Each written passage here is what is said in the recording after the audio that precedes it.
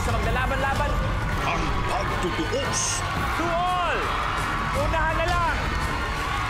Ang pagkilala sa pinakamatibay. Who will be the ultimate last man standing? Who will win 1 million pesos? Unahan na lang! Era! Abangan! Kapamilya, eto nang inaabangan ng lahat ang tapatan ng dalawang natirang matibay. Sino kaya sa kanila mas magaling, mas palaban, magkakaalaman na. Tawagin na natin, Sofia Andres and Paolo Angeles!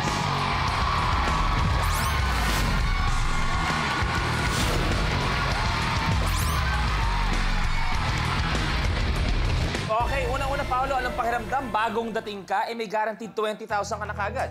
Hindi ko ina-expect na makasali ako sa round na to.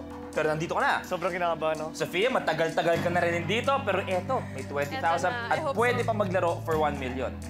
Ano feeling? I'm hoping, but Hoping. nervous. Okay, eto na tayo sa ating best of 3 showdown. Alam na natin to. Head-to-head tayo. Bawat challenge. Paolo, be gentleman. Be a gentleman na naman daw. Ayan. Bawat challenge natin is 1 point. Kung sino una maka 2 points, ang last team standing, dagdag 50,000 at maglalaro para sa 1 milyon.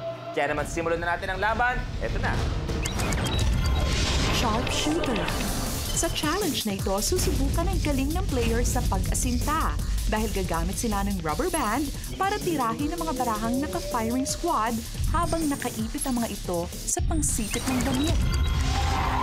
Sharpshooter na tayo. Reminders, hindi pwedeng lumagpas sa iyong marker. Kailangan matumba ang lahat ng baraha sa inyong harapan na nakasipit. Kapag hangin mula sa goma nagpatumba, okay sa amin yon. Kapag podium tinamaan at tumumba, kailangan niyong pumunta at itayo ang natumbang card dahil sa pagtama sa podium. 5 baraha ang kailangan magawa. Left to right, no skipping.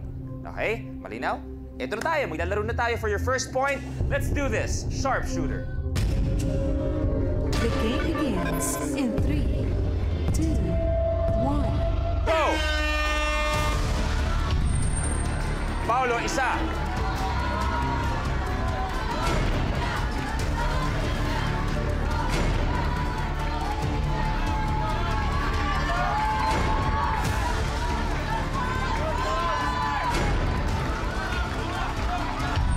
Paolo, dalawa.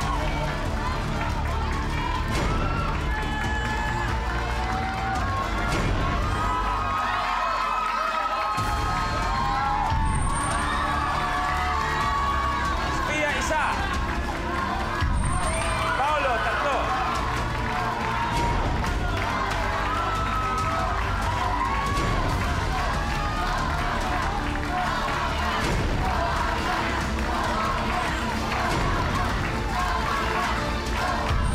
Isa na lang kay Paolo.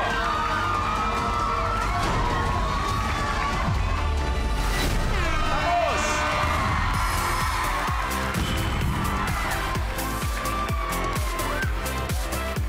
Paolo, nauna ka. Nauna si Paolo, kaya naman ang score natin ngayon ay 1-0. Pag nagawa mong next challenge, ikaw 50,000 at maglalaro for 1 million. Pero Sofia, sayang naman ang pinunta mo dito kung bibigay ka kagad after 2 challenges. Kaya naman pagandahin pa natin to. Good luck sa inyo. Ito na, Blueprint. Drop ball. Sa challenge na ito, kailangang hablutin ng player ang plastic na bote para shoot ang golf ball sa loob ng jug. Kinakailangan ng matinding focus, bilis at diskarte para magawa ito. Drop ball na tayo. Isang kamay lang ang pwedeng gamitin sa paghablot ng bote ng mantika. Very important, dapat hawak pa rin ang bote pag pumasok ang golf ball. Pag pumasok, pero hindi naman hawak, not counted sa amin yun. Left to right, bawal mag-skip. Nakikita natin, 5 ang kailangan magawa. Kung sakali man maubos ang nakasetup, may mga bola dyan for you to set up. Ready na kayo dalawa? Yeah. Okay. Ready na tayo? Let's do this. Kuya! The game begins in 3, 2, Go! Go!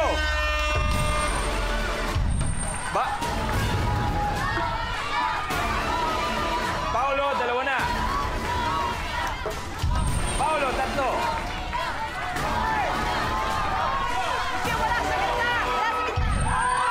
Sofia, isa.